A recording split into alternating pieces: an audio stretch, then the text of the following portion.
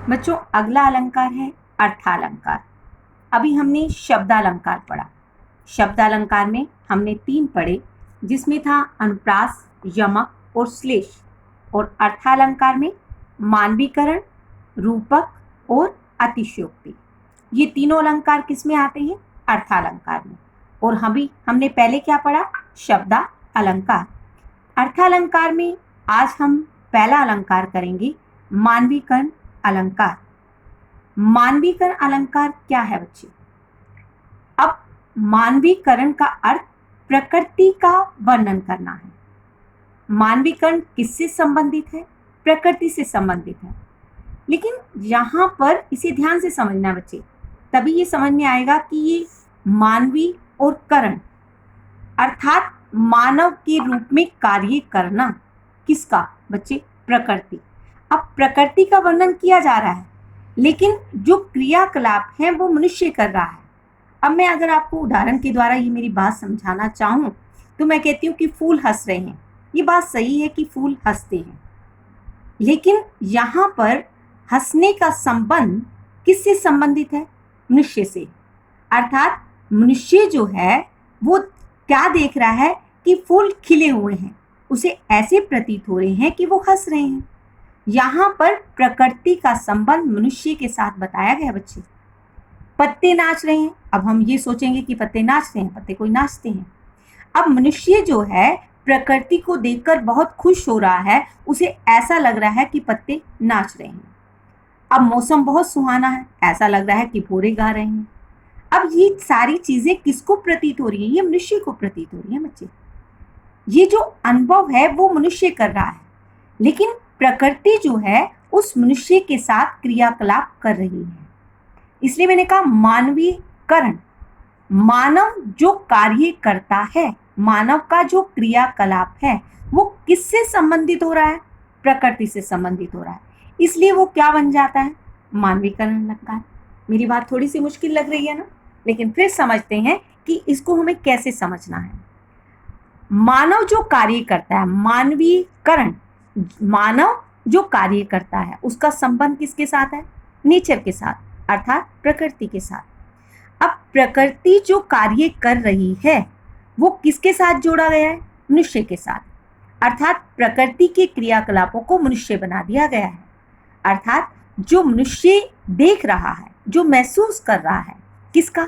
Nature का। तो उसके एहसास को मानवीकरण अलंकार के साथ जोड़ा गया है, तभी ये क्या बना है? मानवीकरण अलंकार। चलो उदाहरण के द्वारा समझते हैं, फिर शायद आसान हो जाएगा। अब हम इसकी परिभाषा को थोड़ा सा समझते हैं। यहाँ तो मैंने इस परिभाषा के थोड़े से टुकड़े कर दिए ताकि आपको ये समझ में आ सके कि मानवीकरण अलंकार क्या है। जहाँ प्राकृतिक तत्वों पर मानवीय क्रियाकलापों का आरोहण किया जाए। अब मानवीय क्रियाकलाप क्या है? जो मानव कार्य करता है। हमने क्या पढ़ा था बच्चे? जब हम भाषण देते हैं तो हम कहते हैं आरोह और अवरोह, अप एंड डाउन। अब मानवीय क्रियाकलापों का अर्थ किससे जुड़ा हुआ है? कि जो मानवीय क्रियाकलाप करता है, जो कार्य करता है, वो मानवीय अलंकार है। किसके साथ जुड़ा है ये? मानवीय क्रियाकलाप किसके साथ जुड़े हैं? प्राकृतिक तत्वों के साथ जुड़े हैं, तब वो क्या बन जाते हैं? मानवीकरण अलंकार बन जाते हैं। ये परिभाषा समझ में आई बच्चे? यानी कि प्राकृतिक तत्व हैं, लेकिन किसके साथ जुड़े हुए हैं? मानवीय क्रियाकलापों के साथ जुड़े हुए हैं, तब ये क्या बन जाता है? मानवीकरण अलंकार। उदाहरण के द्वारा समझते हैं बच्चे। जगी वनस्पतियां अलसाई, मुख धोती शीतल जल से। अब यहाँ पर क्या कहता है कि वनस्पतियां क्या है? जागी और अलसा रही हैं। अब आप मुझसे मुख धोती शीतल जल से, और वह शीतल जल से अपना मुख धोती हैं।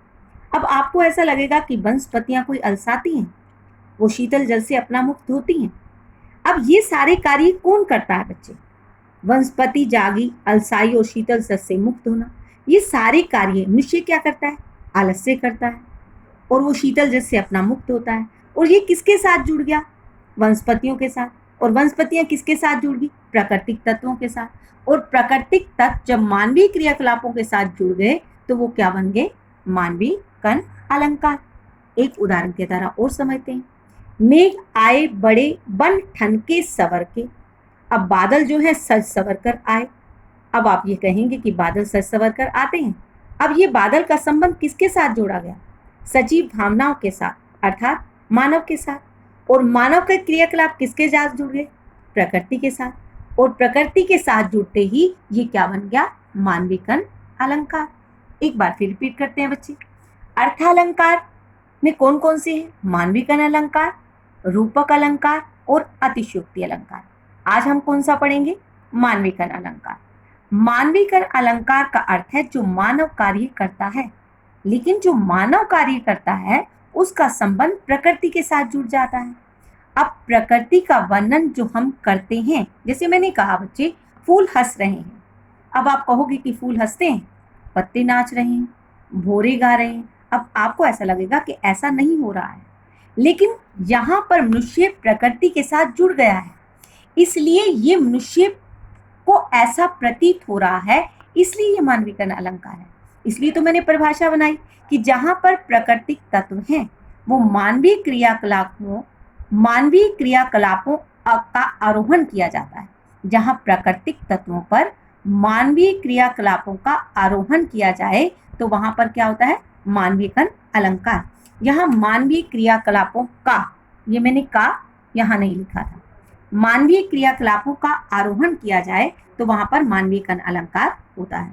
उदाहरण के द्वारा हमने समझा, जगी वनस्पतियां अलसाई, मुख धोती शीतल जल से।